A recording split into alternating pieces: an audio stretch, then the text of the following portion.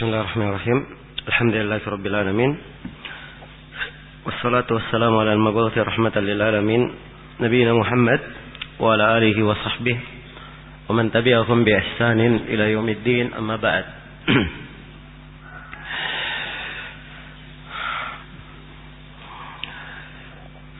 Baik, kita telah membuka pembicaraan tentang buku-buku al-masanid dan al-ma'ajim. Al-masanid jamak dari musnad, al-ma'ajim jamak dari apa? Mu'jam. Dan kita katakan bahwa mencari hadits menggunakan al-masanid, buku yang menggunakan musnad, ya, ini diperlukan nama sahabat. Ya, kalau kita punya nama sahabatnya, kita punya dari nama sahabat, maka memudahkan kita untuk mendapatkan hadits tersebut. Tapi saya telah terangkan bahwa ini cara dia akan lebih bermanfaat kalau sahabatnya bagaimana? Kalau sahabatnya sedikit haditsnya. Adapun kalau sahabatnya banyak haditsnya, maka mungkin kita memakai cara yang lain untuk menemukannya. Baik, ini sekedar saya perlihatkan beberapa musnad dari buku-buku al-masanid. Ini musnad Imam Ahmad bin Hanbal Asy-Syaibani rahimahullahu ta'ala. Ada beberapa cetakan masyhurnya yang dipakai, itu cetakan yang 6 jilid. Cetakan yang apa? 6 jilid. Dan cetakan yang datang setelahnya ada yang cetakan 20 jilid, tahqiq Ahmad Syakir, belum selesai. Ada cetakan yang saya buka ini cetakan 50 jilid. Ini tahqiq Syuaib Al-Arnaud dan kawan-kawannya. Dan ada cetakan sekitar 10 jilid. Ya, tidak tanpa tahqiq, hanya menyebutkan seluruh haditsnya tapi dengan tulisan yang bagus. Cetakan yang jilid yang saya maksud itu cetakan paling lama yang pertamanya, dan cetakannya memang cetakan agak sulit untuk dibaca karena tulisannya kecil, namun dia yang merupakan patokan dan rujukan. Karena itu semua cetakan yang datang setelahnya itu masih memberikan rujukan kepada cetakan yang pertama. Seperti cetakan ini 50 jilid, kita buka misalnya jilid 3, ya.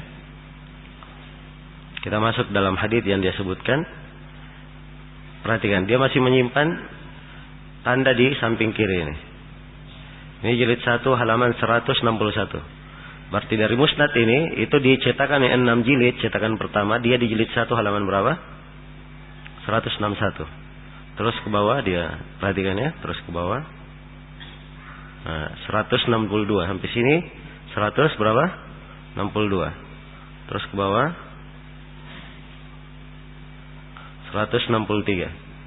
Berarti di pertengahan sini ada di antara kalimat di sini yang akhir halaman 162 dicetakan sana. Jadi antum kasih rujukan ke musnad Imam Ahmad, jangan memakai cetakan ini, tapi pakai yang di samping ini. Berarti dipahami? Ya, sebab kalau pakai ini bisa dibuka di semua cetakan musnad Imam Ahmad. Bisa dibuka di semua cetakan musnad Imam Ahmad. Baik, urutan susunan musnad Imam Ahmad ini, ya, Imam Ahmad rahimahullahu taala, beliau di dalam menyusun musnadnya menjaga banyak hal. Dan tentunya para ulama yang menyusun buku dengan tertib musnad, ada yang menyusunnya dengan melihat yang paling afdalnya di kalangan sahabat. Ada yang menyusunnya dengan huruful mu'jam dari alif sampai ya. Ada yang menyusunnya dilihat kepada terdahulunya di dalam Islam atau sesuatu yang lainnya. Ya, dari Imam Ahmad di sini rahimahullah, beliau kelihatannya memakai banyak i'tibar, banyak pertimbangan di dalam menyusun. Kalau susunan pertama kita lihat di jilid 1 dari Musnad Imam Ahmad, beliau menyebutkan Musnad Abu Bakar As-Siddiq. kemudian Umar bin Khattab, kemudian Utsman bin Affan. Di jilid 2 disebutkan Musnad Ali bin Abi Thalib. Ya, di jilid 3 disebutkan kelanjutan dari Al-Mubasysyaruna bil Jannah, 10 orang diberi kabar gembira dengan surga. Karena itu disebut Talha bin Ubaidillah, Az-Zubair bin Awam, ya, Sa'ad bin Abi Waqqas, Sa'id bin Zaid, Abdurrahman bin Auf, Abu Ubaidah bin Al-Jarrah. Setelah selesai, ini semua Al-Mubasysyarun bil Jannah, ya, 6 orang. Ya. Ditambah Khulafaur Rasyidin semuanya berapa? 10. Nah, selesai itu langsung masuk Abdurrahman bin Abi Bakar, Zaid bin Kharijah. Ya. Kemudian Al-Harith bin Khuzaimah, Maula Sa'ad. Ini sulit ditebak. Maksud Imam Ahmad memasukkan mereka di sini, apa yang beliau maksudkan? Ya, setelah itu beliau sebutkan Musnad Ahlul Bait. Ya, setelah itu Musnad Bani Hashim. Ya. Disebutkan Musnad Bani Hashim. Kemudian di jilid 4 beliau masih menyebutkan Musnad Bani Hashim.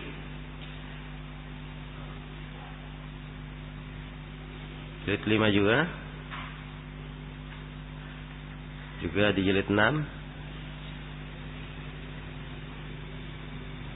Ya, ini sudah mulai, ya, karena sudah masuk di Musnad Abdullah bin Mas'ud. Ini berarti beliau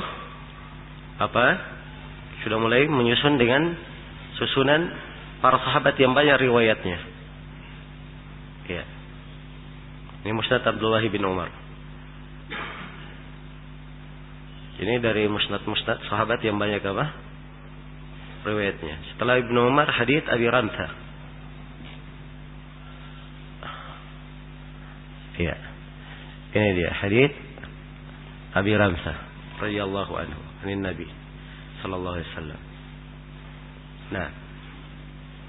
Baik. Jadi ini cetakannya Musnad Imam Ahmad. Tahqiq Syuaib Al-Arnaud. Kalau tahqiq Ahmad Syakir, kita bisa lihat. Ini tahqiq Syekh Ahmad Syakir. Cuman Ahmad Syakir belum menyelesaikan, ya. Ya, sama dengan Syuaib Al-Arnaud, masih ada halamannya di samping, ya. Perhatikan, karena ini mereka tidak bisa tinggalkan cetakan yang cetakan yang lama. Cetakan yang lama itu sudah menjadi sumber rujukan. Ya. Baik.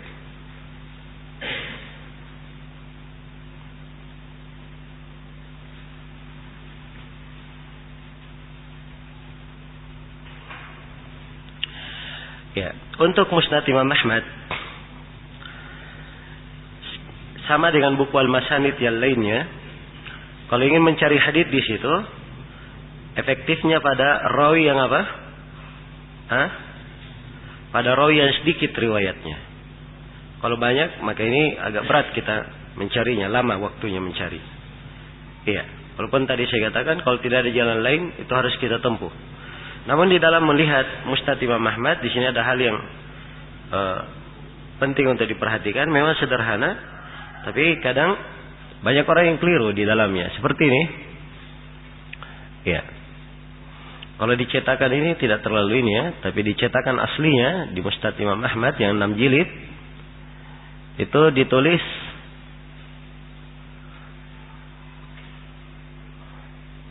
tidak dicetakan aslinya.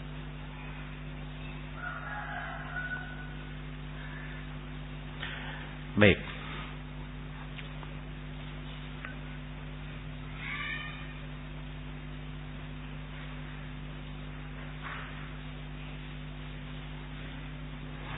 Ya.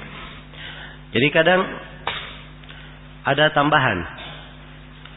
Ya, kalau di musnadnya itu ditulis Abdullah, terus Ahmad, kemudian haddatsana, siapa begitu. Ya. Maka untuk membedakannya, jadi diperhatikan di Musnad Imam Ahmad ini terbagi 3. Yang pertama, dan ini kebanyakannya, itu hadits Imam Ahmad.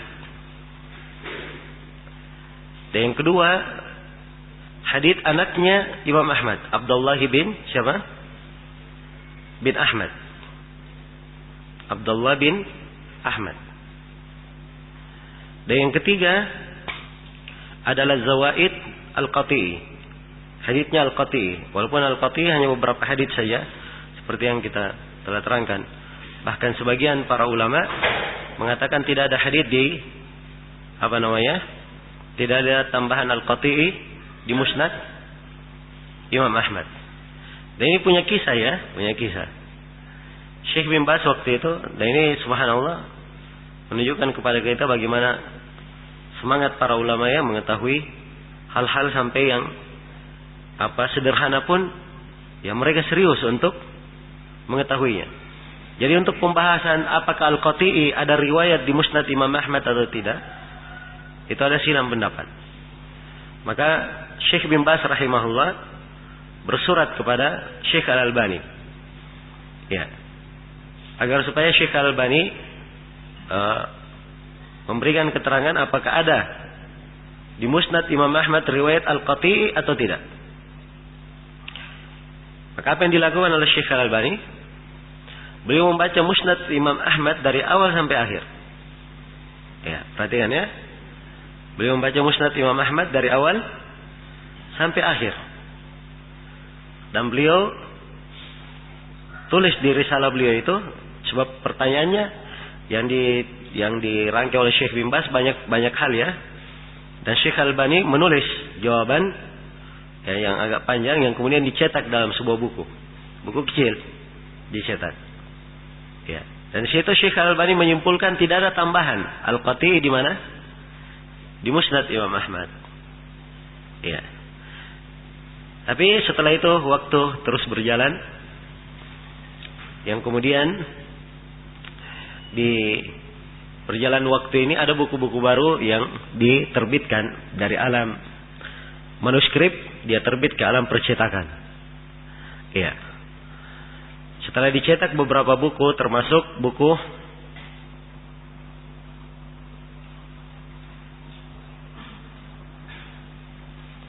yang berbicara tentang atraf Imam Ahmad. Ya. Buku yang berbicara tentang atraf musnad Imam Ahmad. Jadi antum sudah lihat tadi ya, ada buku apa? Tuhfatul Ashraf. Ada buku apa? Ithaful Maharah. Ini buku-buku mengumpulkan taraf-taraf. Dan ternyata ada buku khusus menjelaskan taraf riwayat-riwayat yang ada di dalam musnad Imam Ahmad. Iya. Khusus untuk apa, riwayat apa? Di musnad apa? Imam Ahmad. Baik.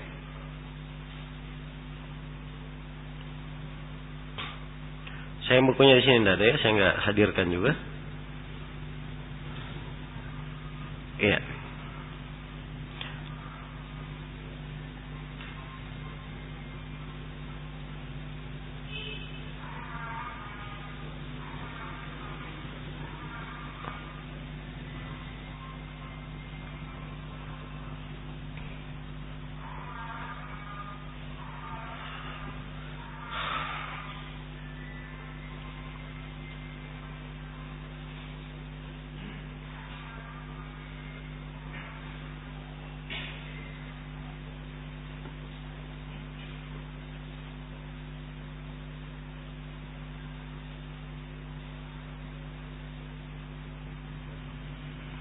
Baik, sini juga anda lah. Jadi di buku-buku itu, di buku atraf tersebut itu tampak jelas. Ya ternyata al-qati'i punya riwayat di dalam musnad. Tapi tidak lewat 5 riwayat. Sedikit memang. Ya, dan memang wajar kalau Syekh Al-Albani mengatakan apa? Tidak ada, sebab memang sulit diketemukan. Ya. Dalam apa? Bentuk sekedar membaca. Ya, adapun Al-Hafidz Ibnu Hajar beliau keluarkan sebab beliau memang membuat atraf dan ini pasti akan mendetailkan dengan sangat detail musnad Imam Ahmad itu. Ya. Maka didapatkan tambahan al-qati'i. Karena itu hati-hati di dalam musnad Imam Ahmad. Jadi ada riwayat Imam Ahmad. Ya kalau ada riwayat Imam Ahmad, caranya kita memberikan rujukan. Kita katakan misalnya ya. Baik. Kita katakan dikeluarkan oleh siapa? Seperti ini. Ya. Ini hadits ya. Kalau dia langsung begini, haddatsana Hashim wa Husain. Nah, ini berarti riwayat siapa? Riwayat Imam Ahmad. Kalau dia langsung disebut nama guru rawi, bukan nama Abdullah bin Ahmad, bukan nama Al-Qati'i, berarti itu riwayat siapa? Imam Ahmad. Dan ini kebanyakan riwayat. Kalau Abdullah bin Ahmad itu lain lagi. Iya. Pasti ada Abdullah disebut di depannya. Qala Abdullah wa qala abi, dan berkata abiku, ayahku. Ini disebutkan komentarnya Imam Ahmad ya. Baik, kita ambil contoh di sini tambahan Abdullah. Lihat. Qala Abdullah ibnu Ahmad haddatsana Abu Bakar bin Abi Syaibah. Berarti ini riwayat siapa? Hah? Riwayat Abdullah bin Ahmad. Dan riwayat Abdullah bin Ahmad ini bukan musnad namanya, tapi zawaid apa? Musnad. Ya kalau kita mau kasih rujukan, kita kasih rujukan begini. Ini hadits apa? Abi Rimsah. Intalaqtu ma abi wa gulam. Kita katakan hadits ini dikeluarkan oleh Abdullah bin Ahmad di dalam zawaid musnad Imam Ahmad. Terus begitu. Dalam zawaid apa? Musnad Imam Ahmad. Jilid 2 halaman 206 sampai 207. Jelas ya? Baik.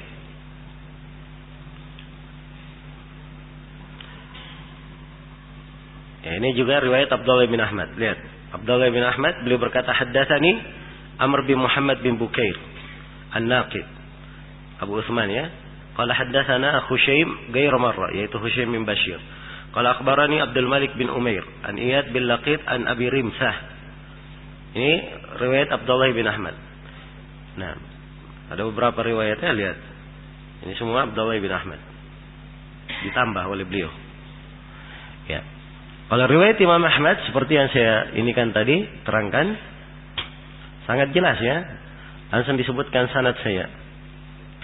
Imam Ahmad berkata haddatsana Sufyan. Langsung ya. Qala haddatsana Muhammad bin Amr an Yahya bin Abdurrahman. Ini riwayat Imam Ahmad. Ya. Atau berkata haddatsana Sufyan an Amr an Az-Zuhri an Maliki Imam Ahmad. Haddatsana Hafs ibn Ghiyath an Hisham an abihi. Ini riwayat Imam siapa? Imam Ahmad. Jelas ya? Baik. Jadi ini pembahasan di Musnad Imam Ahmad. Sekarang kalau kita cari satu-satu nama sahabat itu agak rumit.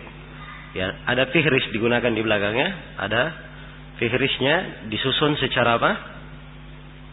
Biasanya di belakang buku itu biasanya ada harisnya. Ada khusus untuk apa? Indeks buku itu. Iya. Apakah disusun dalam urutan apa namanya? Ini ayat ya, untuk ayat. Ini untuk ujung haditsnya. Mulai dari huruf alif. Ya, dari huruf alif. Baik.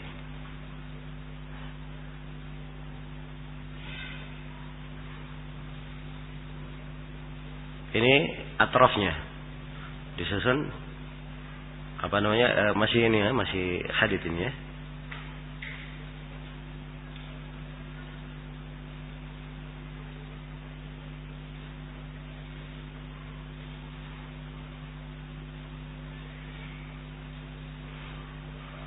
Ini lihat, ini fihris asmaus sahabah, nama sahabatnya. Jadi diurut dengan apa? Huruf hijai. Dari Abu Ubay bin Imran, dari Ubay bin Ka'ab, Ubay bin Malik, Ahmar.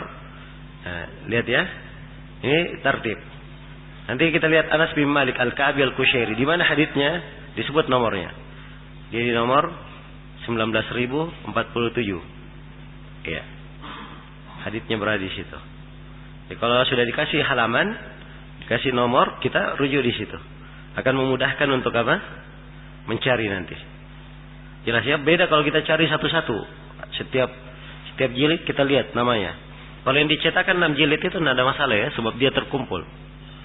Ya 6 jilid, sedikit 6 jilid. Tapi kalau 50 jilid, antum buka tiap jilid satu buku belakangnya. Nah, ini perlu makan waktu. Ya karena itu penting seorang mempelajari takhrij, mengenal supaya dia bisa menghemat waktu. Ya, dia bisa apa? Menghemat waktu. Dia bisa mendapatkan hadits dengan jalan yang paling ringkas. Ya. Dengan jalan yang paling ringkas dan waktu minimal mungkin. Baik. Ini contoh ya, Musnad Imam Ahmad. Ya, kita beri contoh musnad yang lainnya. Ya.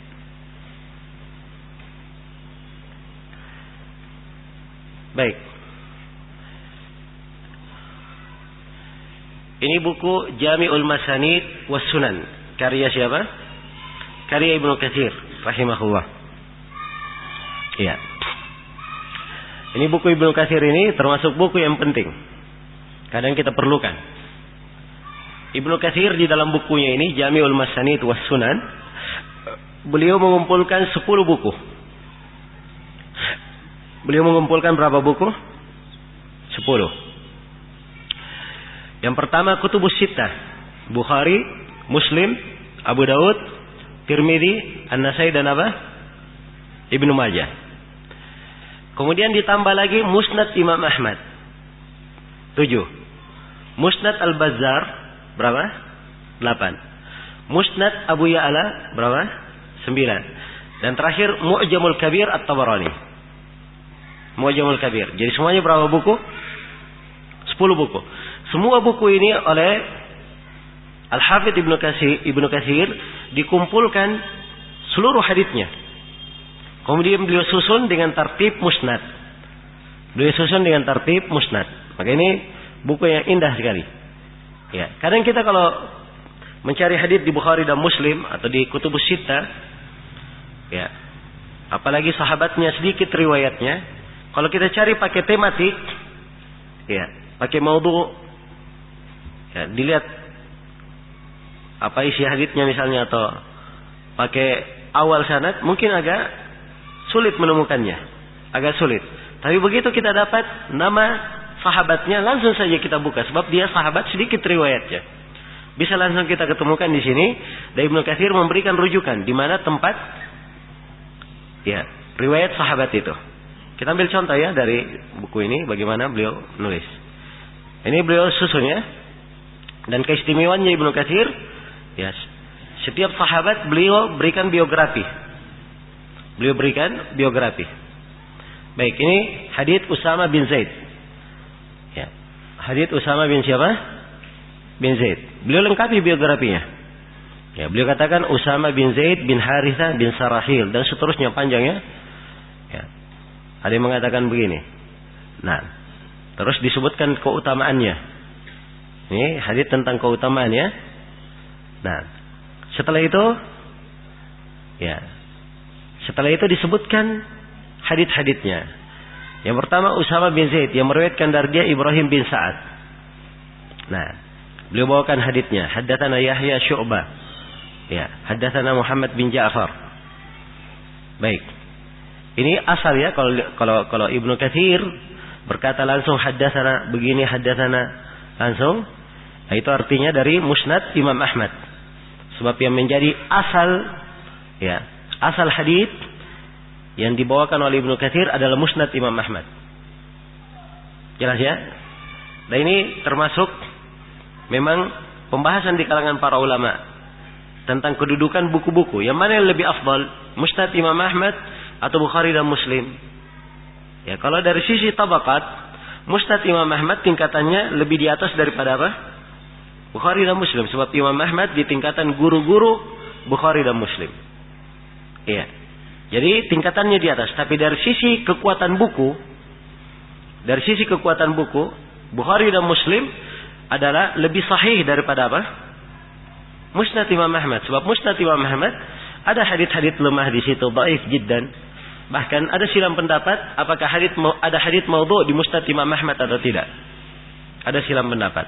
Walaupun Ibnu Hajar yang menolak itu ya, menolak bahwa ada hadits maudhu di Musnad Imam Ahmad, dan beliau membantah orang yang mengatakan ada hadits maudhu dengan menulis risalah khusus judulnya Al-Qaulul Musaddad bid-dabbi an Musnad anil Musnad.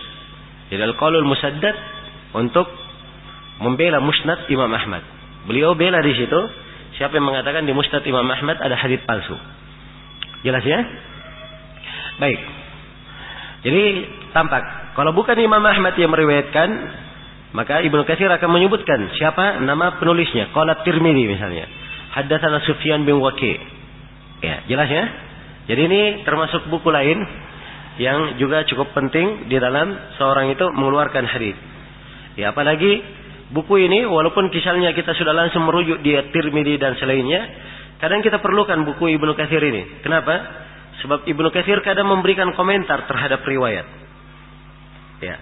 Dan di sini pentingnya di dalam takhrij, ya, sebab kita di dalam mengumpulkan jalan-jalan hadis itu, kita juga ingin melihat komentar para ulama tentang riwayat. Ya. Dan sebagaimana etikanya, ya, sebaiknya di dalam mengomentari riwayat kita bawakan ucapan para a'immah tentang riwayat itu. Ucapan para imam tentang riwayat tersebut. Maka di sini sisi pentingnya, perhatikan ini. Setelah dia bawakan riwayat At-Tirmidzi, ya, Ibnu Katsir berkata, qala syekhuna fil atraf. Berkata guru kami di Al-Atraf. Maksudnya gurunya siapa? Al-Mizzi. Sebab Ibnu Katsir ini murid dari siapa? Al-Mizzi. Berkata Al-Mizzi di dalam Al-Atraf. Ya, bukan hanya gurunya saja, ya, bahkan dia adalah bapak mertuanya. Al-Mizzi ini mertua siapa? Mertua Ibnu Katsir. Ya. Jadi qala syekhuna dia sebutkannya, dia tidak bilang berkata mertuaku, tidak. Tapi dia bilang qala syekhuna. Sebab ini dalam istilah ilmiah. Ya. Disebutkan tambahannya dari Al-Mizzi. Nah. Baik, ini dari kebaikannya ya. Baik, ini Jami'ul Masanid. Dan di masa ini ada orang-orang yang mengumpulkan, ya, musnad para sahabat lagi. Riwayat-riwayat para sahabat dia kumpulkan, ya, dibentuk dalam bentuk musnad. Ini bukunya. Ya, judulnya Al-Musnadul Jami'. Al-Musnad Al-Jami'. Ya, dia kumpulkan di dalam buku mereka. Berapa buku? 21 buku dia kumpulkan. Ya. Ini lumayan ya, 21 buku. Yang pertama Musnad Abad bin Humaid. Jelas ya? Musnad Abad bin Humaid. Yang kedua Sunan karya Darimi. Ketiga Sahih Bukhari. Yang keempat Adabul Mufrad. Yang kelima Raful Yadain. Maksudnya Raful Yadain itu satu buku ya, kecil, tidak banyak. Yang keempat Juz' Al-Qira'ah Khalfal Imam. Berikutnya ya. Dan kemudian Khalqi Af'alil Ibad. Ini masih punya Al-Bukhari semua ya. Punya Al-Bukhari. Kemudian Sahih Muslim, Sunan Abi Daud, Sunan Ibnu Majah, Sunan At-Tirmidzi, Asy-Syama'il Muhammadiyah, kemudian Zawaid Abdullah bin Ahmad di Musnad, Sunan An-Nasai, Amal Yaum wal Laila, ya, karya An-Nasai juga, Fadailul Quran, ya, Fadailul Quran ini di Sunan Al-Kubra, Fadailus Sahabah juga di Sunan Al-Kubra, ya, Sahih Ibnu Khuzaimah, ini semuanya dirangkai. Dikumpul oleh mereka ini beberapa orang ya yang menulisnya, beberapa orang. Ada 4 orang, ada 5 orang semua. Ya, kerjasama untuk apa? Untuk mengumpulkan buku itu. Jadi mereka tulis, ya, nih hasilnya menjadilah berapa jilid? Ya, menjadi 20 jilid hasilnya. Bukan 20 jilid ya, 22 jilid. 22 jilid bersama fihrisnya. Ya, 20 jilid ya untuk ininya, tapi untuk fihrisnya 2 jilid. Ya, kita lihat contohnya. Ini sebutkannya Khalid ibn Lajlaj an-Nabahu haddatsahu. Ya, terus ditulis ke bawah. Dia terangkan takhrijnya, dikeluarkan oleh Imam Ahmad. Imam Ahmad berkata haddatsana Abu Sa'id Maula Bani Hashim. Qala haddatsana Muhammad bin Abdullah ibn Ulatha. Qala haddatsana Abdul Aziz ibn Umar bin Abdul Aziz. Dari di atas maksudnya sambung, nanti akan datang ya, titik sampai sini ha. Kalau Abu Daud riwayatnya haddatsana Abda ibnu Abdullah dan Muhammad bin Daud ibn Sahih. Qala Abda akhbarana Harbi dan seterusnya ya. Kemudian disebutkan setelah itu Abu Daud, ya, ada 2 tempat Abu Daud. Ini tempat kedua. Nah, kemudian setelah itu beliau sebutkan Al-Mizzi sebagaimana di Tuhfatul Asyraf. Ya, setelah selesai semua riwayat ini, dia sebutkan kilahuma semuanya, ya, semuanya kilahuma Abdul Aziz dan Maslama an Khalid ibn Lajlaj fadzakarah, dia sebutkanlah di atas. Ya, jadi ini juga bagus ya. Amal ini bagus untuk apa? Bisa seorang itu meringkas di dalamnya. Baik. Untuk mencari, memudahkan dia meringkas, mencari riwayat. Jadi ini susunan musnad. Ingat, susunan musnad itu banyak manfaatnya. Ya, banyak manfaatnya susunan musnad itu. Ya. Kalau untuk mencari hadis, dia memang kalau sahabatnya sedikit, itu lebih banyak manfaatnya. Tapi sekarang begini, kalau menghafal itu lebih mudah pakai susunan musnad. Ya, susunan musnad. Jadi seorang cuma sebut ini musnad Abu Bakar. Semua riwayat yang ada di dalam, dia tidak perlu bilang an Abi Bakar, an Abi Bakar, an Abi Bakar, tidak perlu. Langsung saja dihafal riwayatnya. Sebab semuanya di musnad Abu Bakar berarti sahabatnya siapa? Abu Bakar, sehingga mudah dihafal. Tapi beda ya kalau dihafal Umdatul Ahkam. Misalnya, ya, riwayat pertama misalnya Umar bin Khattab, riwayat kedua Abu Hurairah misalnya, riwayat ketiga ya 3 orang sahabat misalnya disebut. Akhirnya ini perlu tambahan hafalan. Tapi kalau musnad langsung Abu Bakar Siddiq disebut semua haditsnya, Umar disebut semua haditsnya. Ya, jelas ya. Dan ini memudahkan. Ya, karena itu sejumlah para ulama lebih senang menyusun buku dengan tertib al-musnad. Ya, dan banyak lagi ya buku-buku musnad. Tapi secara global ini cara mencarinya secara global. Ya, cara menggunakannya seperti ini. Ada musnad-musnad besar yang lainnya. Ya, kita belum singgung di sini. Ada musnad Ishaq ibn Rahawai. Ada musnad Al-Bazzar. Ini termasuk musnad besar semuanya. Dicetak belasan jilid. Musnad Abu Ya'la. Ya, cetakan lamanya memang 6 jilid, tapi cetakan dengan tahqiqnya belasan jilid.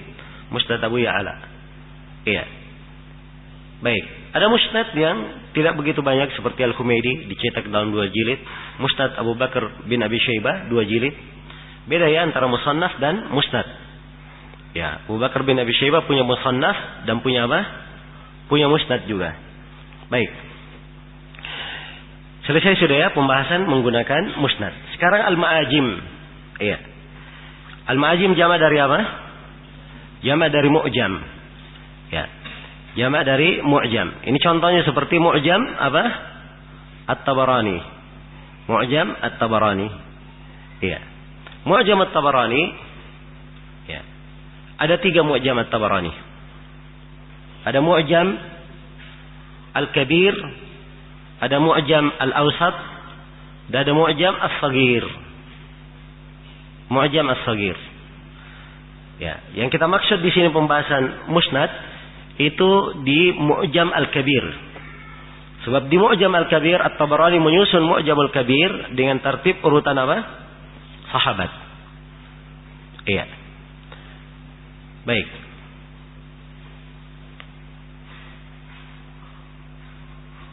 Kita lihat ya, Mu'jam Al-Kabir.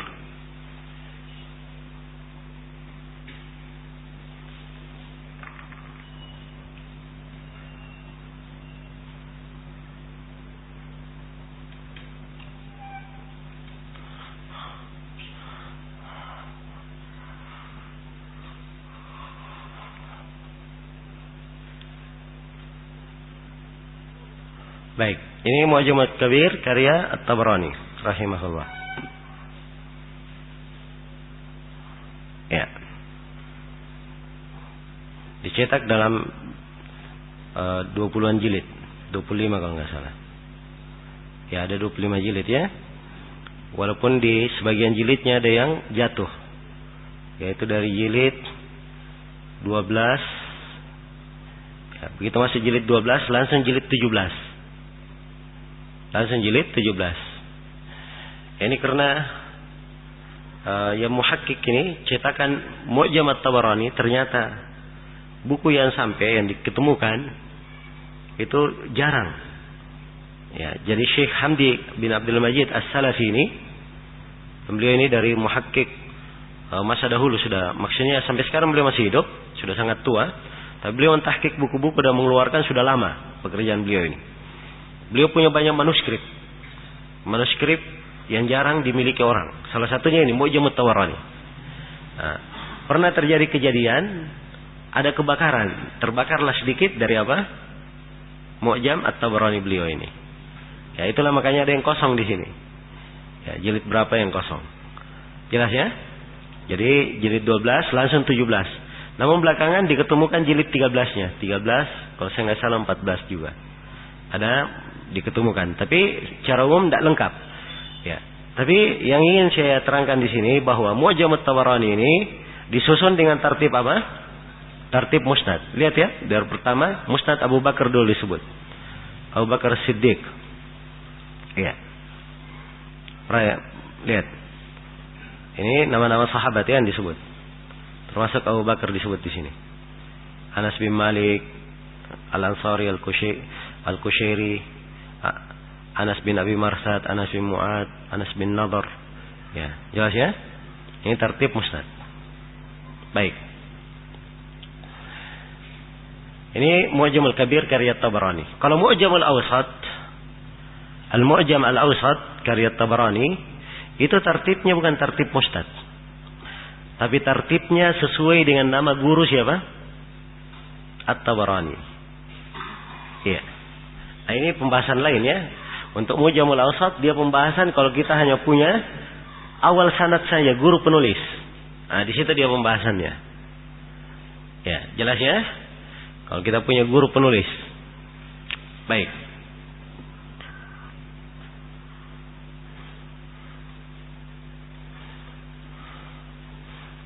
Ini jilid 13 ya. Di tempat lain. Ini jilid 21. Ditemukan juga. Ini potongan dari namanya Abdullah. Baik, ini ada Mu'jam al-Awsat dan ada Mu'jam at-Tabarani as-Shaghir. Mu'jam al-Awsat 10 jilid. Ada banyak cetak, ada 2 cetakan. Ada 2 atau 3, sudah banyak cetakan belakangan. Ya, Mu'jam al-Awsat. Jadi cara mentartibnya kalau di Mu'jam al-Awsat itu dengan tertib nama guru at-Tabarani. Nama gurunya. Jelas ya? Baik. Ini cara yang lainnya, nanti kita akan sampai ke situ. Baik. Jadi yang diperlukan untuk seperti musnad ini Mu'jamul Kabir. Ada lagi buku yang lain. Seperti Mu'jamus Sahabah. Mu'jam apa? Sahabah karya Abu Nuaim. Jadi Abu Nuaim punya nama-nama sahabat.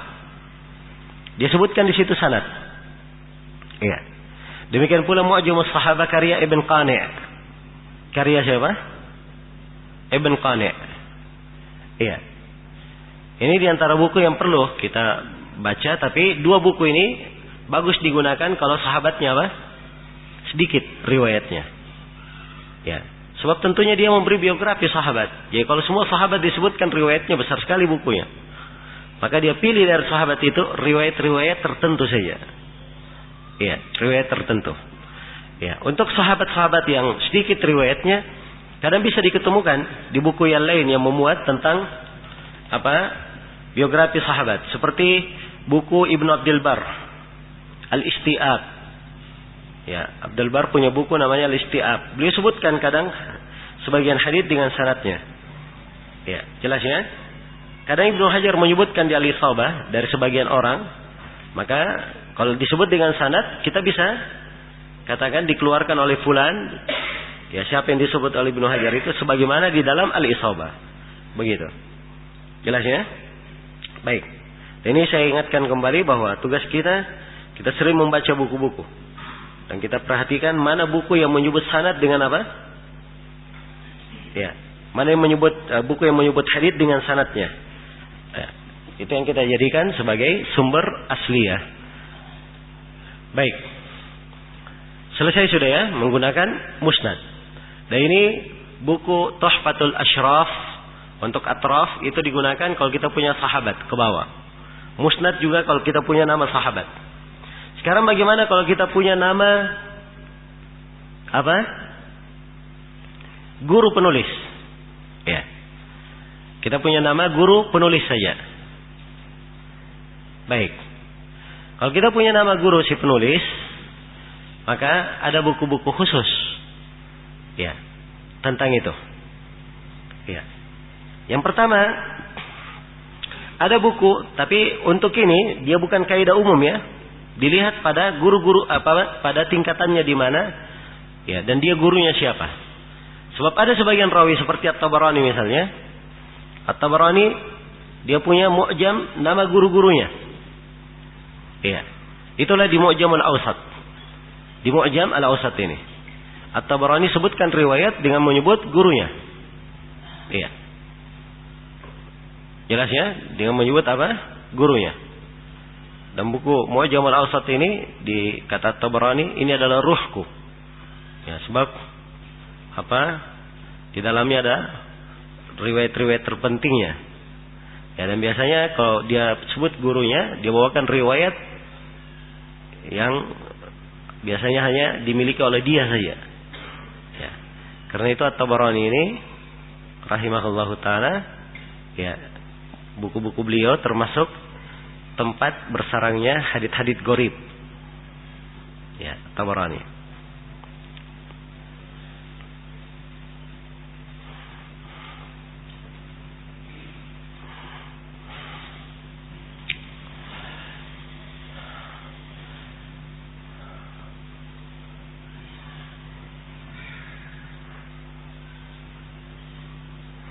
Ya, ini perhatikan ya. Tabarani memulai dari bab alif. Siapa yang namanya Ahmad? Maksudnya gurunya yang bernama siapa? Ahmad. Beliau katakan haddatsana Ahmad bin Abdul Wahhab bin Najda Al-Hauti. Nah, ini guru beliau yang pertama. Setelah menyebut nama gurunya, kalau dia ulangi lagi namanya, berarti itu semua riwayat yang datang setelahnya itu berkaitan dengan guru ini. Lihat ya. Ini berapa hadits? 1, 2. Sama Ahmad bin Abdul Wahhab. 3, 4, 5, 6. Masih Ahmad bin Abdul Wahhab ya. 7, 8, 9, ya, 10, 11, ya, 12. Ya, di atas tidak lengkap lagi ya. Ini Ahmad bin Abdul Wahhab saja. Tidak ada najdanya. Ya, kalau di atas cuma apa? Lengkap. Di bawahnya lagi lengkap. Ya. Jelas ya? Yang repot kalau dia cuma sebut Ahmad saja. Ahmad saja. Nah, maka kalau Ahmad saja di atasnya bin Abdul Wahhab, di bawahnya bin Abdul Wahhab, berarti dia Ahmad bin siapa? Bin Abdul Wahhab. Sebab Al-Bukhari, At-Tabarani apa? Beliau menyusun dengan tertib nama guru-gurunya. Ya. Saya pernah lewat sebuah pembahasan di Mu'jamul Awsat ini. Kemudian guru At-Tabarani saya beri biografi. Seperti ini ya, haddatsana Ahmad, qala haddatsana Yahya bin Shalih. Tidak disebut Ahmad siapa? Hah? Dari mana kita tahu Ahmad ini siapa? Padahal guru Tabarani banyak sekali namanya Ahmad. Jelas ya? Nah, kita lihat sebelumnya Ahmad bin Abdul Wahhab. Kita lihat setelahnya Ahmad bin Abdul Wahhab. Berarti dia Ahmad tiada lain kecuali siapa? Ahmad bin Abdul Wahhab. Sebab ini beliau masih merangkai. Jadi saya pernah lihat pernah lewat pembahasan guru At-Tabarani. Kemudian saya kasih biografi nama guru At-Tabarani itu. Ya, saya lupa pembahasan apa itu hari. Apakah tugas dari Syekh Mukbil atau memang saya hanya sekedar bertanya saja, saya lupa. Syekh bilang, dari mana kamu tahu bahwa Ahmad ini adalah si fulan atau guru ini dia adalah yang kamu kasih biografi itu? Ya. Maka saya terangkan bahwa guru-guru At-Tabarani kan jelas dimulai dari nama gurunya. Dari situ saya mengetahuinya. Setelah itu beliau terdiam. Ya. Karena memang itu caranya untuk mengetahui, cara untuk mendetailkannya. Jelas ya? Baik. Dan beliau rahimahullah senang untuk kadang beliau uji pemahaman murid itu benar atau tidak. Ya, cara dia memahami. Ya. Ini orang lain ya, sudah selesai ya. Riwayat siapa tadi? Ahmad bin siapa? Bin Abdul Wahhab. Sekarang beliau pindah lagi. Setelah Ahmad bin Abdul Wahhab, langsung Ahmad bin Muhammad bin Yahya bin Hamzah Ad-Dimashqi. Tidak ada keterangan ya, langsung saya masuk. Ya. Jadi ini sifatnya Al-Mu'jamul Awsat. Ya, kalau di buku Atraf tadi diterangkan Az-Zuhri riwayat ini, setelah itu si fulan dari ini. Ini tidak, langsung saja. Ya, haditsnya. Andai kata misalnya ada 10 rawi, digabungkan dulu. Rawi yang pertama disebut haditsnya, rawi yang kedua, rawi yang ketiga. Setelah itu digabungkan seluruhnya tidak dijelaskan. Tapi masih berurut, beratur. Jelas ya? Ini yang berikutnya, guru yang kedua ini, Ahmad bin Muhammad bin Yahya bin Hamzah Ad-Dimashqi. Ya, kalau datang setelahnya Ahmad bin Muhammad bin Yahya sudah. Berarti itu yang pertama tadi. Ini masih Ahmad bin Muhammad. Terus Ahmad bin Muhammad, Ahmad bin Muhammad. Ya, Ahmad bin Muhammad. Jadi kalau antum cari sanad seperti antum dapat ini. Ahmad dari ayahnya. Ya. Orang yang tidak mengerti Mu'jamul Awsat, dia akan repot mencarinya. Dia buka biografi At-Tabarani, Tabarani gurunya yang namanya Ahmad banyak sekali.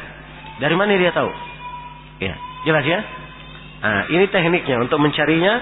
Kita lihat lagi sanad sebelumnya. Pasti di awal sanad itu diterangkan oleh At-Tabarani nama lengkapnya. Jelas ya? Ini masih Ahmad bin Muhammad bin Yahya masih. Setelahnya juga masih. Ya. Terus ya? Masih. Ya. Nah, ini sekarang beliau ganti nama lain. Ahmad. Nah, ini perhatikan. Abu Zaid Ahmad bin Abdurrahim bin Yazid Al-Hauti. Ini sudah ganti. Guru yang ketiga sudah. Ya. Jelas ya? Baik, kalau ada nama itu dan dia diketahui guru At-Tabarani, ya mungkin kita bisa cari di mana? Di Mu'jam Al-Awsat. Bisa dicari di Mu'jam Al-Awsat. Kalau kita punya awal sanadnya. Iya. Baik. Atau dia bukan guru si penulis. Dia di tengah. Nama tertentu. Ya, maka bisa kita cari. Seperti misalnya kita ketemu nama rawi Abad bin Humaid. Iya.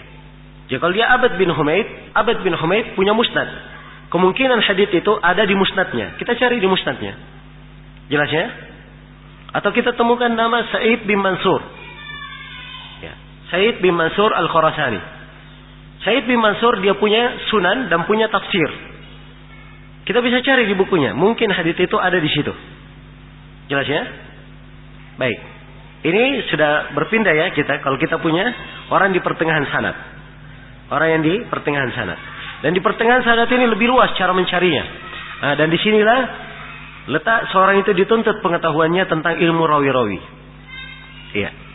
So, semakin dia kenal buku-buku rawi, maka akan semakin mudah dia mencari. Ya, apalagi kalau ada sifat tertentu. Sebuah sanad misalnya, ada nama rawi di situ. Dia khawatir rawi ini rawi dhaif. Maka dia cari saja biografi rawi itu di buku-buku tentang rawi-rawi dhaif. Dan periksa hadits rawi tersebut. Barangkali ada hadits yang dia cari. Ya. Maka kalau dia sedikit riwayatnya, insyaallah taala pasti akan ada di situ haditsnya. Apalagi rawi itu kalau dia dikenal, dia meriwayatkan hadits yang aneh-aneh. Ya, ini biasanya cara akan berfungsi kalau haditsnya apa? Ada hadits aneh-aneh yang dia riwayatkan. Iya. Baik. Jadi ini berkaitan dengan sanad ya. Jadi saya sudah bahas di sini awal sanad, bagaimana kita menggunakannya. Untuk awal sanad kita gunakan buku-buku seperti ini. Mu'jam At-Tabarani Al-Awsat, Mu'jam As-Saghir. As-Saghir juga sama tertibnya, sama bentuknya. Dia Tabarani menyebut dari hadits gurunya yang gharib. Ya. Di Mu'jam As-Saghir. Hadits gurunya yang gharib sifatnya. Baik. Kemudian ada buku-buku namanya buku Mu'jam Asy-Syuyukh. Mu'jam apa? Asy-Syuyukh. Ini khusus nama-nama syekhnya. Seperti misalnya Abu Ya'la, dia punya Mu'jam Asy-Syuyukh. Ya, kalau kita bahas di Sahih Ibnu Hibban, kita dapat nama rawi di situ. Ya. Dari tingkatan guru-guru Ibnu Hibban, maka itu mungkin saja guru Abu Ya'la, mungkin saja. Sebab Abu Ya'la adalah guru siapa? Ibnu Hibban. Ya, dan kalau Ibnu Hibban meriwayatkan dari Abu Ya'la, berarti meriwayatkan juga dari gurunya. Ya, mungkin kita cari di Mu'jam apa? Mu'jam Asy-Syuyukh. Karya siapa? Karya Abu Ya'la. Ada Mu'jam Asy-Syuyukh juga karya Ad-Dhahabi. Cuma Ad-Dhahabi ini belakangan beliau rahimahullah. Baik, ada Mu'jam Asy-Syuyukh karya Ibnul Arabi. Ibnul Arabi ini tingkatannya lumayan. Masih di atas. Ya. Ada Mu'jam Asy-Syuyukh karya As-Saidawi. Ya. Ini Mu'jam Asy-Syuyukh juga. Dengan sanad-sanad dia bawakan. Nama gurunya. Jadi kalau kita dapat buku-buku seperti ini, maka itu memudahkan kita mencari rawi itu langsung, nama rawi itu langsung. Ya, demikian pula kalau diketahui sifat rawi itu. Misalnya gurunya itu Ad-Dimashqi misalnya, orang Damaskus. Oh iya, kita cari di mana? Di Tarikh Damaskus karya Ibnu Asakir. Di situ dia berikan biografi semua rawi yang pernah keluar dari Damaskus, dari berbagai masa. Ya. Kita cari misalnya nama rawi, ternyata rawinya orang Baghdad. Maka kita buka buku siapa? Al-Khatib Al-Baghdadi, Tarikh Baghdad, atau dikenal dengan Tarikh Madinatis Salam. Jelas ya? Baik. Kita buka nama rawinya ternyata dari Wasit. Maka kita ada buku Tarikh Wasit, karya Bahshan. Ya, bisa dibuka di Tarikh Wasit. Dibuka ternyata dia dari Samarkand. Ada Tarikh Samarkand. Dari Naisabur, ada Tarikh Naisabur. Ya. Jelas ya? Maka tarikh-tarikh negeri ini bisa dipakai untuk mencari nama rawi. Iya. Nah, ini untuk awal. Rawi yang awal di sanad kalau memang namanya ada sifatnya, atau bisa juga dipakai yang ada di pertengahan. Yang berada di pertengahan. Jadi untuk yang di awal begini cara mencarinya, untuk yang berada di pertengahan dilihat sifat rawi itu. Dilihat sifat rawinya. Bentuk riwayatnya apa? Bagaimana keadaan riwayatnya, ciri riwayatnya. Apakah hadits yang kita mau cari sifatnya hadits yang masyhur diucapkan orang? Apakah sifat riwayatnya hadits palsu, hadits lemah, hadits mursal? Nah, ini semuanya ada buku-buku tempat apa? Tempat mencarinya. Kemungkinan kita bisa menemukan di situ. Ya. Namanya juga mencari, belum bisa dipastikan ya. Tapi kemungkinan kita bisa apa? Kita bisa menemukannya. Ya. Baik. Jadi ini secara global ya pembahasan tentang sanad. Ya, dan dengan ini saya sudah anggap selesai ya. Sebab sekali lagi ya, untuk memperdalam dan memperluas di dalam hal ini itu dituntut pengetahuan tersendiri dari seorang penuntut ilmu. Dia banyak membaca, membuka buku-buku. Ya, sehingga dia bisa terfikir bagaimana memanfaatkan buku itu. Hanya saja saya berikan kunci-kuncinya. Bagaimana kunci-kunci untuk menemukannya, menemukan riwayat. Baik. Jadi sekali lagi, kadang berkaitan dengan sifat, berkaitan dengan negerinya, kadang berkaitan dengan bentuk riwayatnya. Apakah dia mursal? Apakah dia kalau mursal dicari di buku-buku Al-Marasil. Ya. Apakah dia hadits yang masyhur di lisan manusia? Cari di buku-buku yang memuat tentang hadits yang masyhur di lisan manusia. Apakah dia hadits yang berkaitan dengan hadits palsu? Cari buku-buku yang memuat hadits-hadits maudhu. Ya, seperti Al-Mawdu'at karya Ibnul Jauzi misalnya. Ya. Atau hadits itu adalah hadits yang berisi rawi-rawi dhaif. Maka dia cari di buku-buku yang memuat tentang rawi-rawi yang dhaif. Ya, seperti Ad-Du'afa karya Al-Ukaili, Ibnu Kamil karya Ibnu Adi, Al-Kamil karya Ibnu Adi, ya, misalnya. Atau dia cari buku yang lainnya. Dan bisa juga dia cari di buku tarikh umum seperti Tarikh Kabir Al-Bukhari. Sebab Tarikh Kabir Al-Bukhari dia gabung semua rawi. Ada yang lemah, ada yang thiqah. Dia sebutkan semua di situ. Jelas ya? Nah, ini semua dari sumber asli. Sebab sanadnya atau nama-nama penulis tarikh itu tadi, penulis biografi rawi-rawi itu, mereka menyebutkan dengan apa? Dengan sanad. Iya. Dan kadang ada kaitannya dengan sifat rawi riwayat tertentu. Sebab ada buku-buku misalnya buku Musnad Muhammad bin Umar Al-Adani. Ya. Jadi kalau kita lewat di sanad, ada nama Muhammad bin Umar Al-Adani. Nah, bisa kita ketemukan di situ. Jelas ya? Atau contoh misalnya kita temukan di dalam sanad namanya Hasan bin Arafah. Oh, ini ada musnadnya, ada risalah khusus hadits-hadits Hasan bin siapa? Bin Arafah. Atau ada nama Ibrahim bin Adham. Ya, ada buku khusus riwayat Ibrahim bin Adham, judulnya Masyikhah Ibrahim bin apa? Bin Adham. Oh, ada nama Ali bin Hujr As-Sa'di. Ada buku risalah khusus, ya, khusus hadits-haditsnya Ali bin Hujr As-Sa'di. Bisa dicari di situ. Jelas ya? Oh, ini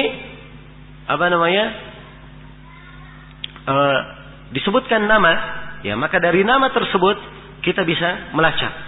Ya, kalau memang nama itu termasuk rawi yang memiliki dikenal dengan kekhususan pada sebuah buku.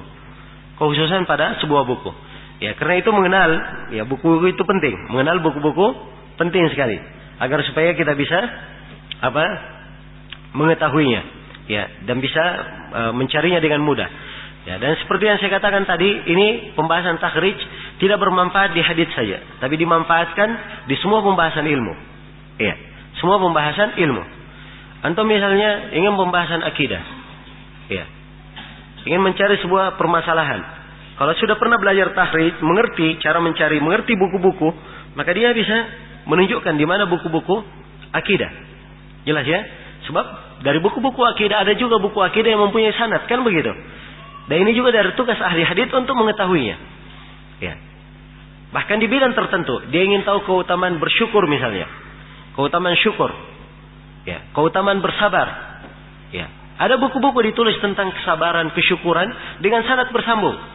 Seperti Asy-Syukur karya Ibnu Abi Dunya, As-Sabr Indal Musibah karya Ibnu Abi Dunya. Ya. Atau buku karya yang lainnya. Ada buku tentang menjaga lisan misalnya. Ya. Sebutkan ya beberapa buku ya. Maka dari situ kita bisa merujuk. Ternyata Ibnu Abi Dunya menyebutkan dengan sanadnya. Semua pembahasan disebut dengan apa? Dengan sanad. Ya. Maka ini dari hal yang bagus ya. Dan penting seorang itu mengenalnya. Karena itu kalau antum baca Ibnu Rajab di dalam syarahnya, mensyarah Arba'in Nawawiyah, antum lihat ya kemampuan Ibnu Rajab mensyarah hadits. Dia bawakan penjelasan haditsnya dan dia bawakan aqwal as-salaf, ucapan as-salaf seputar hadits. Ya, seputar hadits. Berkata Ibnu Uyainah tentang syukur, berkata Ibnu Mubarak tentang akhlak yang mulia. Ini definisinya. Dari mana didapatkan oleh Ibnu Rajab? Ini karena bacaan beliau memang semuanya arahannya kemana? Ke sana. Sebab ahli hadits itu lengkap pembahasannya di dalam hal yang seperti itu. Ucapan-ucapan para a'immah. Iya. Karena ada buku-buku memang yang memuat ucapan para a'immah. Tidak hanya memuat ucapan Nabi saja. Tidak hadits saja. Tidak hadits marfu saja. Ada juga hadits mauquf. Ada juga apa? Hadits maqtu'. Ada hadits yang disebut. Ada juga asar disebut di dalamnya. Ya, ada buku-buku yang seperti itu. Jelas ya? Baik. Maka dengan ini, ya, saya anggap cukup ya pembahasan tentang apa? Tentang mencari melalui perantara apa? Perantara sanad. Sekarang saya pindah, ya, memasuki pembahasan melalui perantara apa? Perantara matan. Ya, melalui perantara matan. Baik. Melalui perantara matan ini, ya. Ada beberapa buku yang dipakai di sini. Ya, buku diantara yang paling pentingnya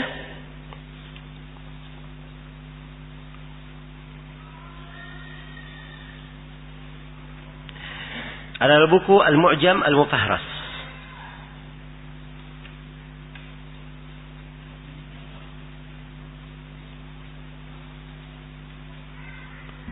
Baik, saya bukakan bukunya.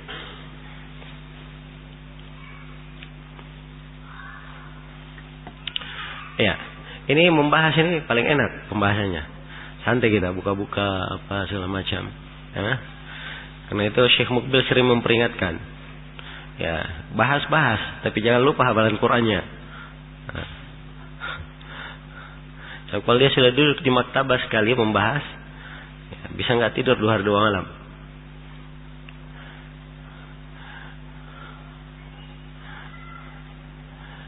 Baik.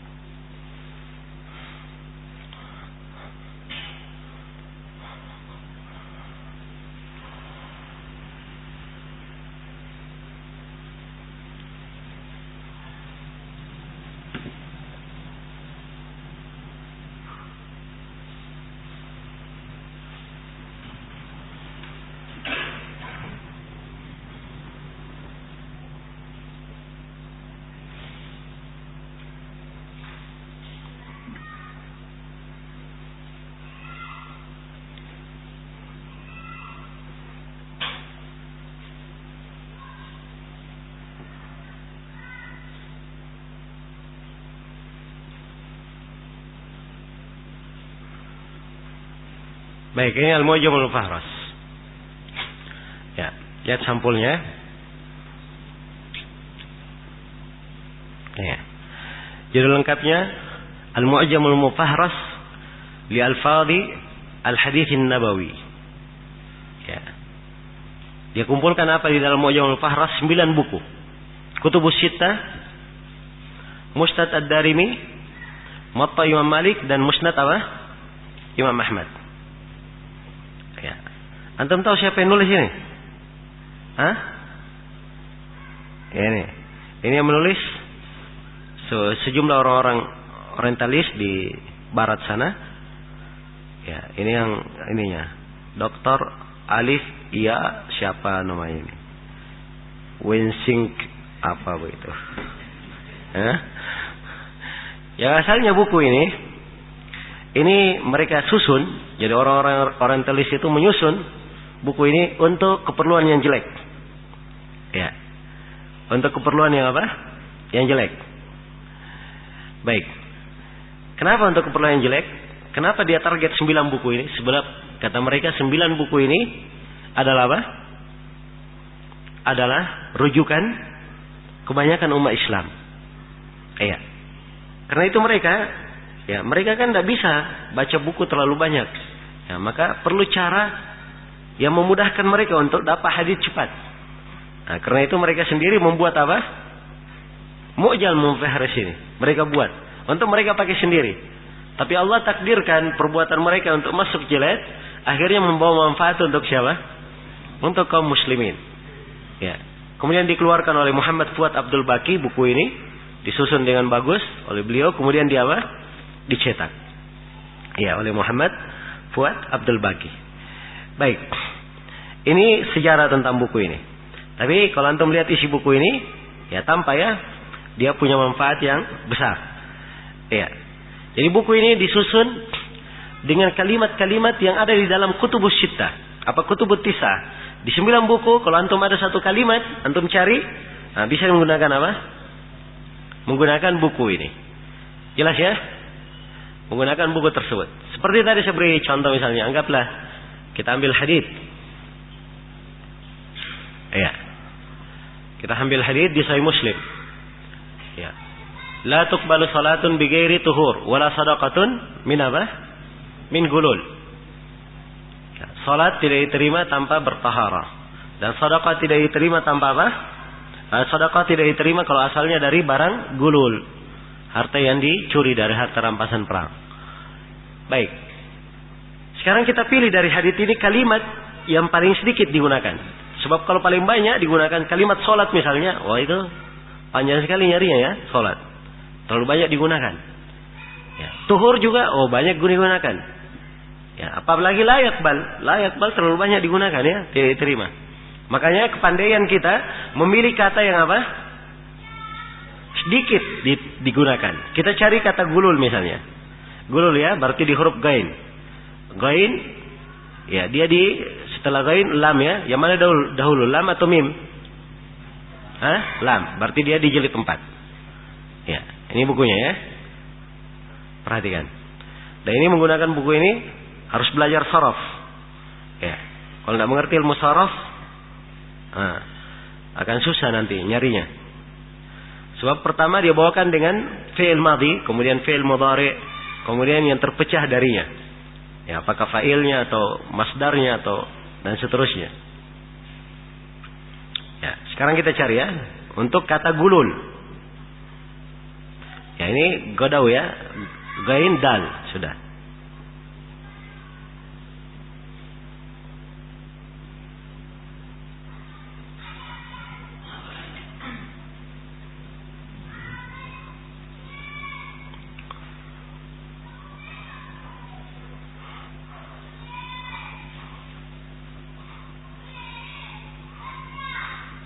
Ini sudah lewat ya.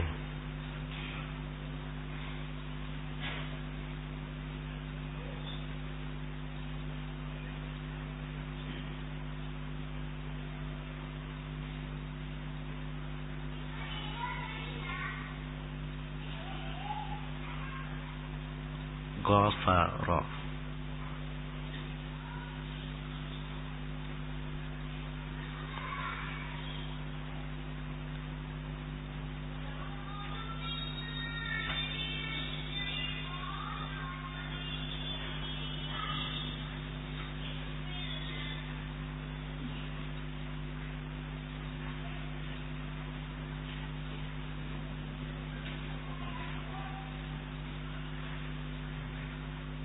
Nah, golla. Sudah ketemu ya. Nah, perhatikan ya dari kata golla. Ya, gulul asal katanya apa? Golla. Nih, perhatikan. Dia mulai dari fi'il madhi dulu. Golla. Dia bawakan hadith. Yang pakai golla. Jelas ya? Inna sahibakum. Dia bawakan potongannya. Inna sahibakum. Innahu qad ghalla fi sabilillah. Kalimat ini di mana? Dal. Dikeluarkan oleh Abu Daud. Di jihad. Dikasih judul babnya. Nun. An-Nasai di Janais. Nomor 66. Jah Ibnu Majah di pembahasan jihad. Hamim. Maksudnya Imam Ahmad. Jelas ya? Fa'ata bi rajulin qad ghalla. Ini lain ya lafadznya. Dal di jihad. Ya, harraka rahala apa? Ziyad bin Sa'ad wa kana qad ghalla wa darabahu di jihad. Man ghalla fihi bairan. Perhatikan ya bahasa-bahasanya. Sekarang kita cari ya, sadaqatun min gulul. Jangan cari di sini sebab ini fi'il madhinya. Ya, ini masih ghalla semua ini. Nah, apakah ghalla yang dari ghalla, ghalalta, ghalaltum, ya, yang ada ininya tapi masih menggunakan fi'il madhi? Nah, di sini dia tempatnya. Nah, ini kemudian fi'il mudhari'nya. Man istata'a minkum ay yughilla. Ini fi'il mudhari' ya. Fi'il mudhari'. Perhatikan dia tertib. Nah, setelah itu maglul. Maglul fi'il apa? Isim maf'ul. Ya. Aghalla. Nah, ini tambahan ya. Jadi harus diingat. Dia biasanya pakai sulasi dulu. Kemudian pakai mazid. Aghalla. Nah, ini sekarang gulul ya. Kita istaghalla. Nah, ini sudah tambahan ya 3 huruf. Aghalla, aghlal. Ini sudah masuk ke masdar sebab dia baca gullun, aglal, jamaknya aglal. Nah, ini gulul, ini yang kita cari. Jelas ya? Ini yang kita cari, gulul. Ayo, kita cari di mana hadits kita. Wala sadaqatun apa?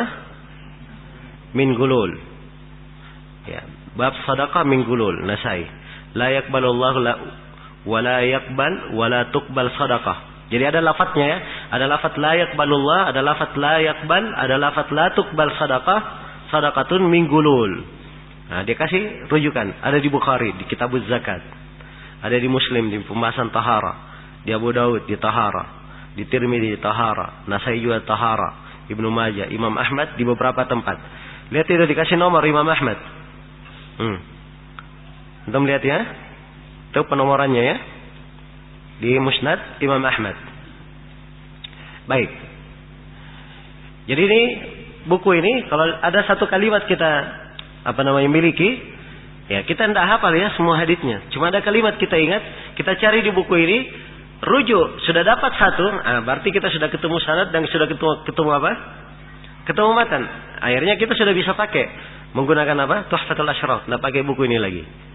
Jelas ya?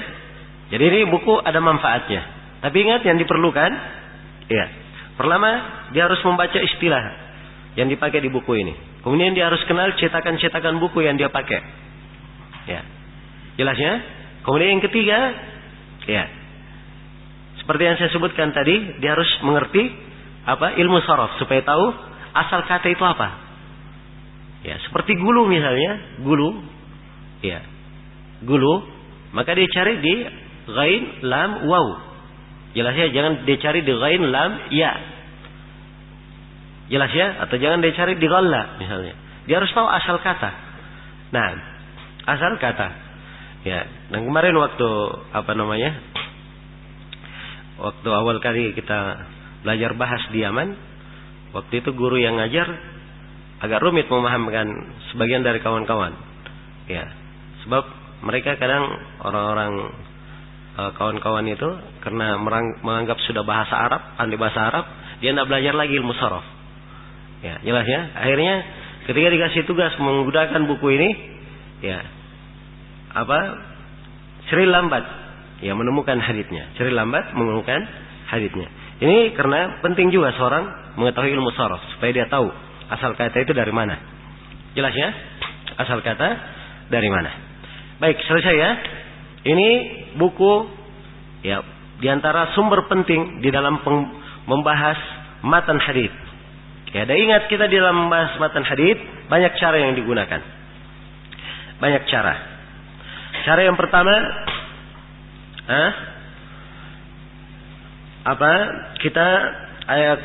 kita memiliki awal matan. Ya. Yang kedua, kita memiliki kalimat di dalam matan. Dan yang ketiga, kita memiliki temanya saja, tema matan itu, maudhu'. Ya, untuk masalah maudhu'nya, temanya ini insyaallah kita akan bahas nanti ya, pada maghrib. Untuk tema. Tapi sekarang di sini saya akan mengajarkan dan menunjukkan bagaimana merujuk untuk menggunakan awal-awal matan. Awal-awal. Ya, jadi kita sudah dapat haditsnya misalnya. Seperti hadits saya baca tadi, la tuqbalu salatun bighairi tuhur. Berarti sudah ada apanya? Awalnya. Sudah ada awalnya. Iya. Ya kalau kita sudah dapat awalnya walaupun tak hafal akhirnya, kita bisa cari. Nah, dan ini untuk mencarinya, buku-buku yang gunakan adalah buku yang menulis tentang indeks hadits, tentang fihris. Ya, secara tertib abjad.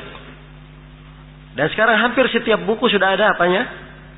Sudah ada indeksnya, hampir setiap buku. Dan ini Masya Allah dari kemudahan yang Allah berikan untuk kita di masa ini.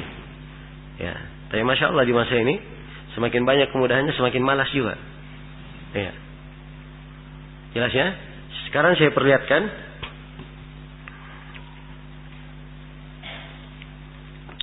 Ini Kutubus Sittah. Ya, Kutubus Sittah dulu, ya, yang cetakan dahulu, itu fihrisnya, yang pertama ada fihrisnya itu di Sahih Muslim. Muhammad Fuad Abdul Baqi yang membuat. Ya. Nanti setelah itu muncul lagi berdatangan buku yang lainnya. Nah, hampir setiap buku sekarang dari matan itu sudah ada fihrisnya di belakang. Ya, sekarang saya lihat ya, kita perlihatkan mana Sahih Bukhari. Kita cari matan.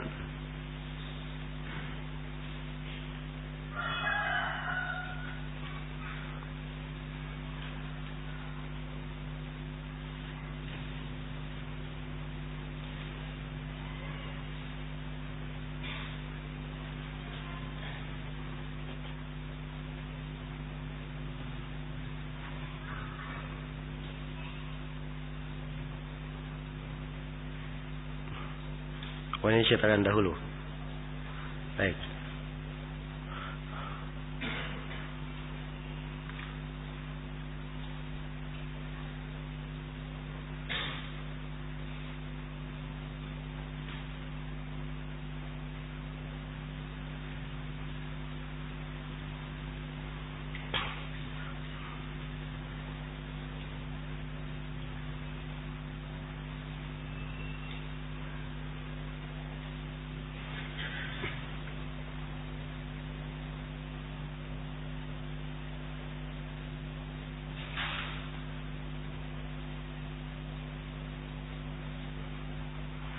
Ya, kita buka buku apa saja. Coba An-Nasai ya. Ini Sunan Nasai. Ini cetakan antum lihat. Ya, di belakangnya sudah ada fihris di belakangnya. Ini fihris hadits-haditsnya di belakang. Lihat. Hah? Jadi kalau kita punya ujung awal hadits, dia sudah ada. Mencari di setiap buku. Jelas ya? Ini cara mencari. Kalau untuk setiap buku ada fihrisnya. Ya, kalau misalnya suatu saat kita kesulitan, kita baca Tuhfatul Ashraf, ya, dan susunan babnya agak rumit, kita cari di bab nomor berapa ketemunya, ya, repot. Misalnya seperti tadi ya, Kitabul Ahkam misalnya, di bab 78, kan jauh kan, bab 78, ya, capek nyarinya, dan mungkin ada kesalahan cetak. Nah, kalau misalnya terjadi kesalahan cetak, sisa kita lihat di Tuhfatul Ashraf awal hadits yang dia sebut, kita cocokkan di Fihris An-Nasai, ya, di Fihris An-Nasai kita cocokkan. Jadi ini saling membantu, semuanya saling melengkapi. Baik. Hampir setiap buku sekarang ada ininya. Kutubus Sittah lengkap fihrisnya. Musnad Imam Ahmad lengkap.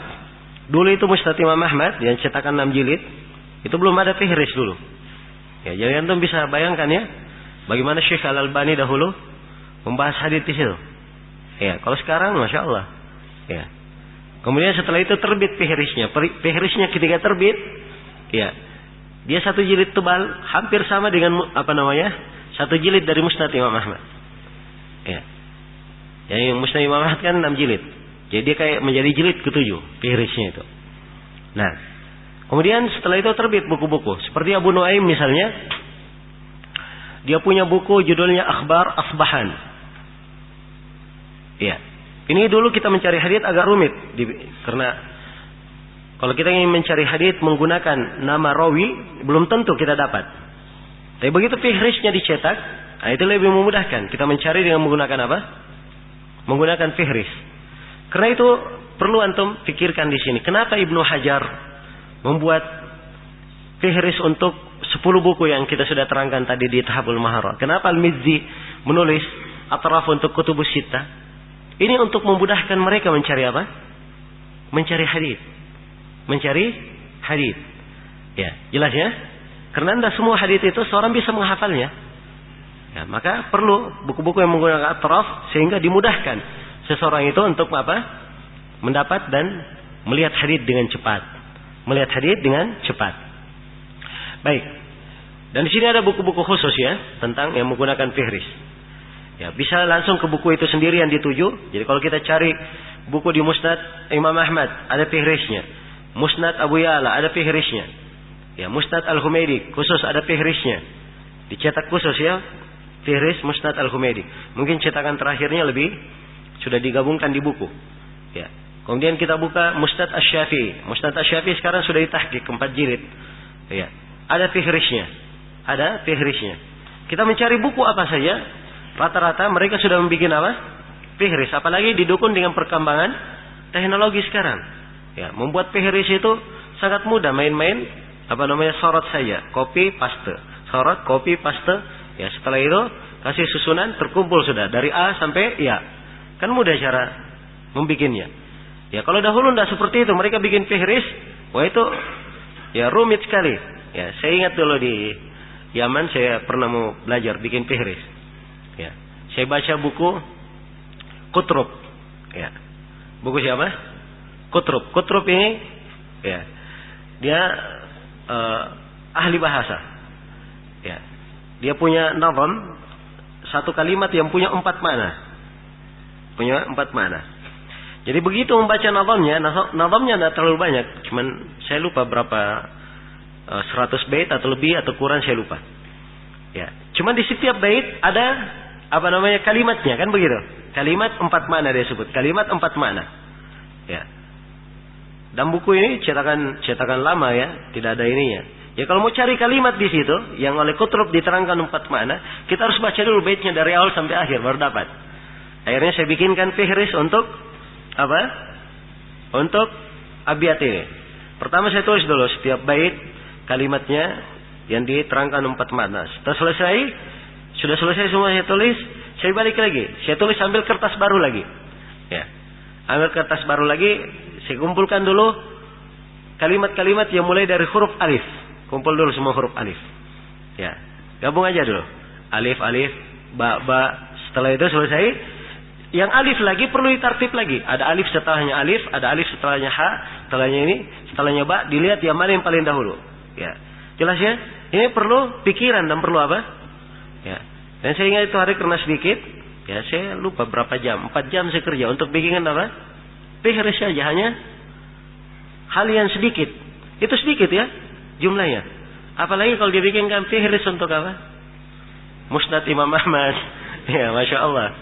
Ya, bisa diketahui bagaimana upaya seorang itu di dalam membuatnya. Nah, maka ini tariqah, jalan seseorang. Tapi tetap ini ilmu diperlukan. Sebab masih banyak buku-buku yang belum dicetak.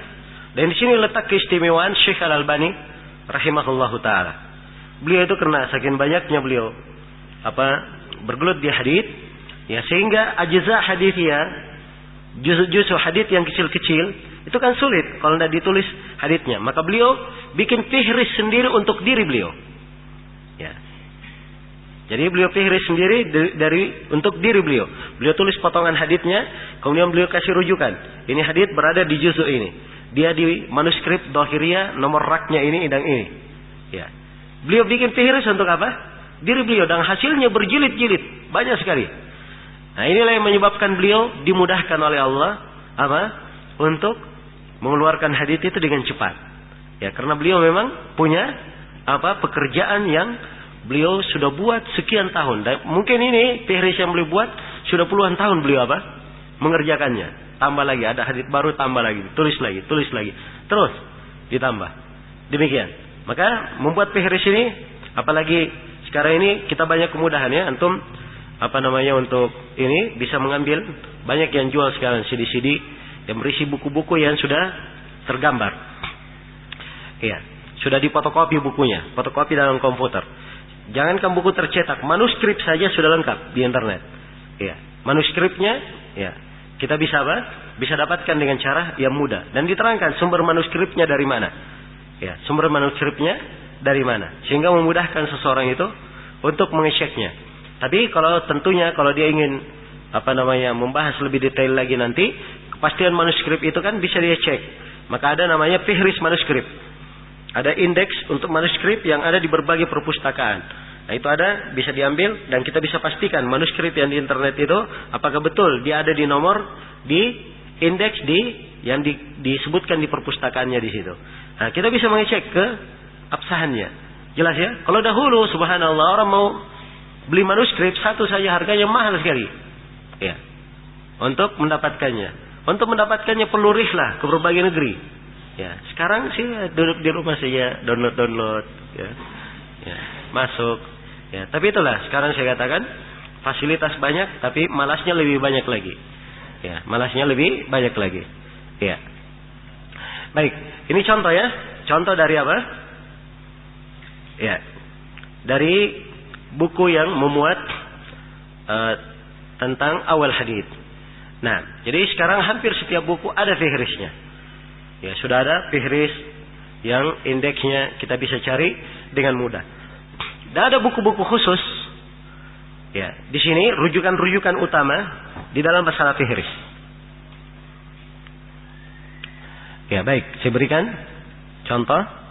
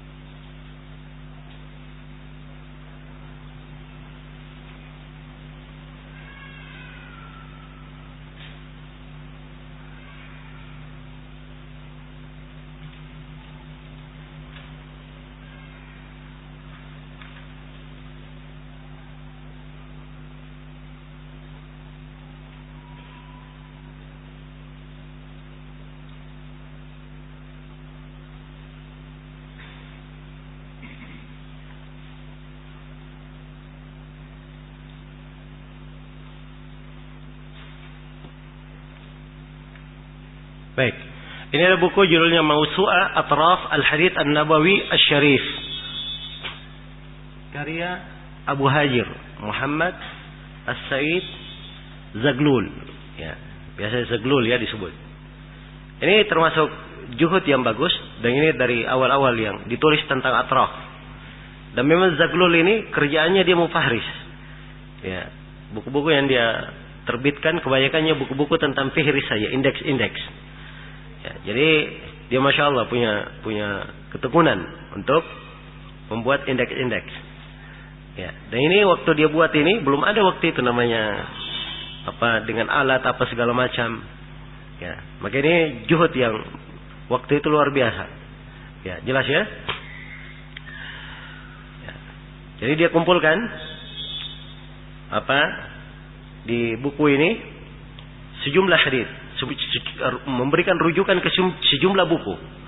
Rujukan yang diberikan memang betul ada rujukan yang dikatakan sumber asli ya, dan ada yang rujukan bukan sumber asli ya. Seperti dia kasih juga rujukan ke buku-buku Syekh Al-Albani misalnya, ya. Kalau kita ingin cari ke buku Syekh Al-Albani, dia kasih juga rujukan. Baik. Buku ini, ya. Ya, ini perhatikan ya, ini kode riwayat yang dia sebutkan. Ya. Sekaligus penyebutan judul-judul buku yang dia pakai. Jadi kalau dia kasih ithaf, itu artinya di ithaf As-Sad Al-Mutkinin karya Zabidi dari Beirut. Ithafat senia maksudnya. Azhar. Khiyarat ini judul-judulnya ya. Kalau disebut Adkar maksudnya Adkar Nawawi. Ini kode ya. Ya, Asrar itu kode. Asbahan. Ini kodenya semua yang dia pakai ya. Jadi penjelasan kode ada di jilid 1. Nah, kita lihat berapa ratus buku yang dia pakai. Dia pakai 150 buku. Ya. Untuk Mausu'ah dia ini. Kita lihat contohnya ya. Contoh hadits yang dia masukkan. Aibuna insyaallahu taibun. Dikeluarkan oleh Ain Ba. Jadi muraja di muqaddimah. Ain Ba itu siapa tadi? Ya. Jelas ya? Sekarang kita lihat. Ya, ini sulit juga kita hafal semua. Memang agak repot. Ya, sebab ini enggak selalu dipakai ya.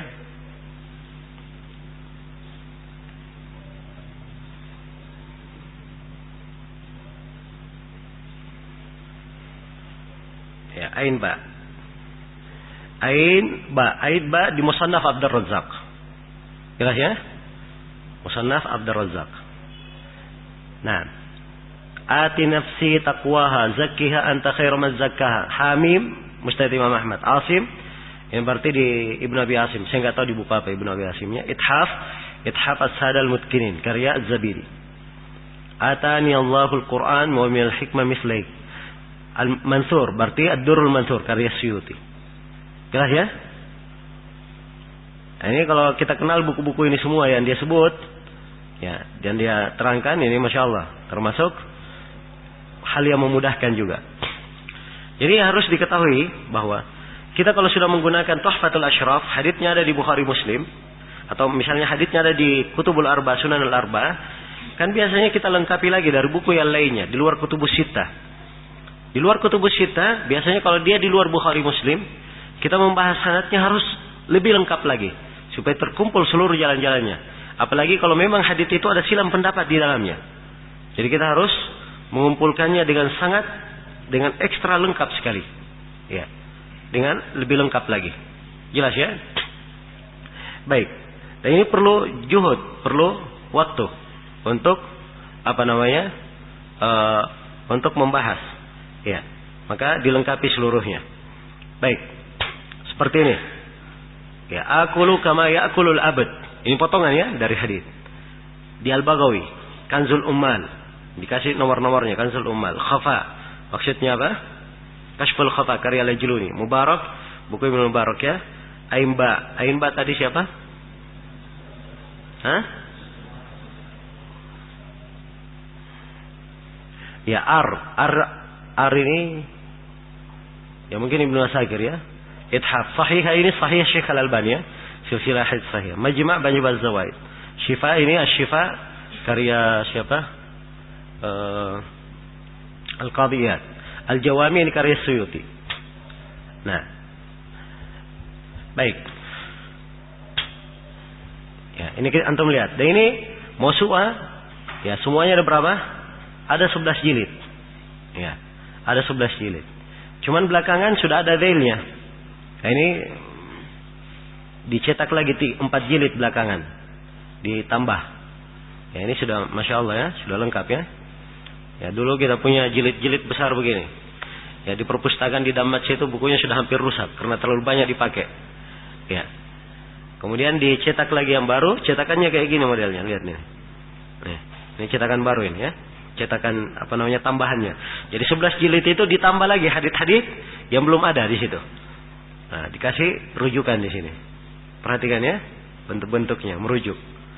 Ini khusus untuk ajza hadithiyah. Ya, jadi dari juhudnya di 4 jilid ini, ya kan seperti buku-buku Ibnu Abi Dunya itu kecil-kecil bukunya. Tapi jumlahnya banyak. Buku Ibnu Abi Dunya ratusan, kecil-kecil tapi. Ada keutamaan syukur, keutamaan sabar, keutamaan baca Al-Quran, keutamaan Ramadan, keutamaan ini, banyak sekali. Nah, oleh beliau ini dikumpul semuanya di sini. Jadi memudahkan kita untuk mencarinya. Jelas ya? Kalau kita membahas satu hadits, kita bisa mencari dengan cepat. Baik, ini diantara rujukan yang penting ya. Satu ini. Kemudian yang kedua, diantara hal yang penting untuk dipakai di sini adalah kitab As-Suyuti, Al-Jami' Al-Kabir. Yang kemudian diringkas oleh As-Suyuti di Jami' As-Saghir. Itu yang ditahqiq oleh Syekh Al-Albani. Ini juga rujukan untuk mencari dengan apa? Dengan huruf awalnya.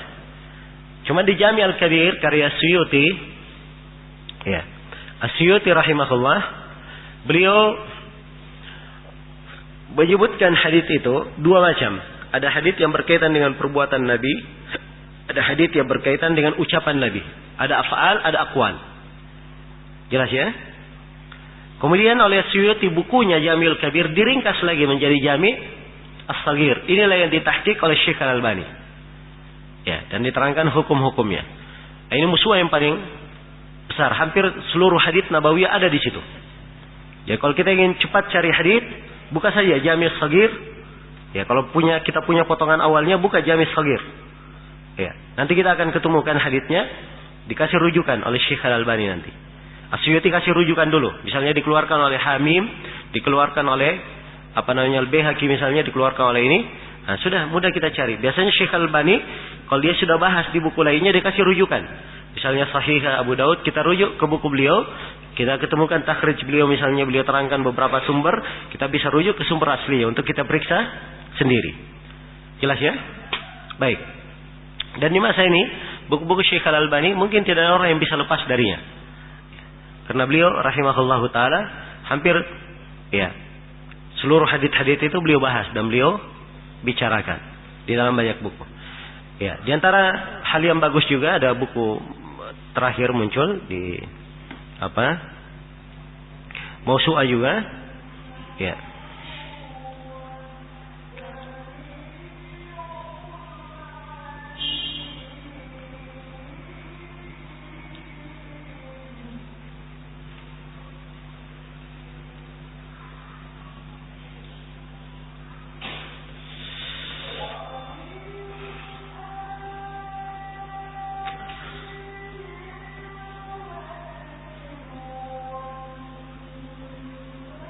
Baik, di yang lainnya ya, sudah dekat ini maghrib. Insyaallah taala nanti kita lanjutkan ya pada maghrib. Jadi ada buku yang baru dicetak, belasan jilid juga. Dia kumpul Mausu'ah hadits-hadits dhaif semuanya. Jadi semua buku yang membicarakan tentang hadits dhaif itu dikumpulkan dalam satu tulisan, dalam satu buku. Nah, sehingga memudahkan kita untuk apa? Mencari hadits-hadits itu. Ini juga bagus bukunya, Mausu'ahnya bagus. Itu bisa menjadi rujukan ya. Saya sekarang nggak bisa menampakkan, cuman saya terangkan bahwa ada Mausu'ah yang seperti itu. Ya, judulnya Mausu'ah al-Hadits Dha'ifah wal Mawdu'ah. Nah, ada beberapa orang yang mengerjakannya. Dan itu termasuk proyek yang bagus, ya hal yang bagus, ya membantu sekali di dalam apa? Di dalam mentakhrij. Jadi khusus berkaitan dengan hadits dhaif. Ya kalau dapat ada hadits-hadits dhaif, ya ingin cari cepat, cari saja di situ.